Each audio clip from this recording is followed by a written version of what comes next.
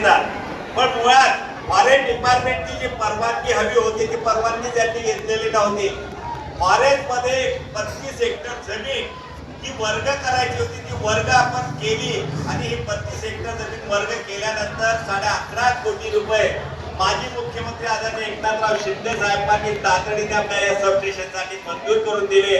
आणि हे प्रोसेस मध्ये थोडा वेळ लागतोय, पण सबस्टेशन झाल्याशिवाय राहणार नाही हा शब्द या ठिकाणी आपल्याला महत्वाचा. आपल्या जिव्हाळ्याचा प्रश्न होता अंड्या-कुंड्या धरण.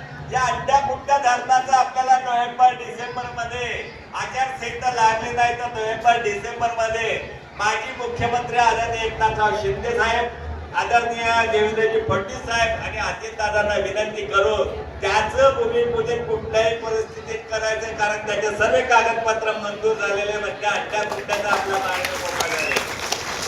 एवढंच नव्हे तर देवगड देवशेरी पासून आपल्याला पालपर्यंत जाण्यासाठी जो रस्ता लागतो, त्या देवगड पासून आपण आता काम सुरू केलेलं आहे.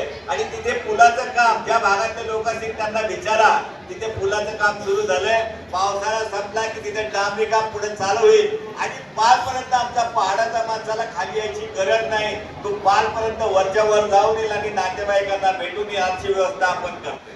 चोपड्याला यायचं झालं तर विष्णापूर पासून आपण रस्ता केलाय, 27-30 कोटीचा रस्ता आपण टाकलेला आहे. आणि महत्वाचं म्हणजे दौलीसाठी जाणारा जो पूल सातत्याने प्रतापदादा मागायचे, त्याचं टेंडर झालं. त्याचे सुद्धा आपल्याला भूमिपूजन 10 कोटी रुपये आपण त्या टेंडरसाठी मंजूर केले आणि 10 कोटीचा तो पूल आपण सुरू करतो आहोत. एवढं कृष्णापूर आहे, या कृष्णापूर पासून उमरटीपर्यंत वर जाण्यासाठी एक रस्ता आपण मंजूर करून घेतलेला आहे. आणि आश्रमशाळेच्या संदर्भात सांगायचं झालं तर जवळपास आपल्या 7 आश्रमशाळा मंजूर झाले आणि 7च्या 7 आपल्याला पूर्ण झाले. एवढंच नव्हे तर आपल्याला बिरसा मुंडा आणि आपल्या सर्व जे दैवत आहे, या दैवतांचं स्मारक चोपड्यामध्ये बनवायचंय. त्या चोपडा शहरामध्ये मुलांचं 250 मुलांचं हे भाऊ थांबरे मुलांचं हॉस्टेल आणि मुलींचं हॉस्टेल. आमच्या मुली शिकल्या पाहिजे. आमच्या मुली शिकल्या, चांगलं त्यांना आरोग्य भेटेल, नोकऱ्या भेटेल. आणि आरोग्य आणि नोकऱ्या भेटल्या तर आमचे स्वप्न ते पूर्ण होतील. यासाठी आपण 6 मोठ्या आश्रमशाळा, त्यातली विष्णापूर आपण साऱ्यांनी पाहिली, त्याचप्रमाणे वैजापूर्ण आणि चोपड्यामध्ये कृष्णापूर्ण अशा 7 आश्रमशाळा आपण बांधकाम चालू केलेले आहे. आणि या वर्षभरामध्ये त्या पूर्ण होतील. मालोची आश्रमशाळा पूर्ण झालेली आहे. थोडा रस्त्याचा विषय होता, शाळा बाजून पूर्ण झाली, पण थोडा रस्त्याचा विषय, त्या रस्त्याचा विषय संपला तर ते सुद्धा ऑक्टोबर-नोव्हेंबर मध्ये आपल्याला लोकार्पण करायचे. 14.5 कोटीची आश्रमशाळा तिथे सुद्धा बांधून तयार झालेली आहे. वरच्या भागामध्ये पेयजल योजनेच्या संदर्भात पेयजल योजना थोडेसे आपल्या मागे पडल्या, कारण केंद्र शासनाकडनं येणारा निधी आपल्याकडे थांबला. तो निधी आल्यानंतर आपल्याला सर्व योजना आपण पूर्ण करणार आहोत.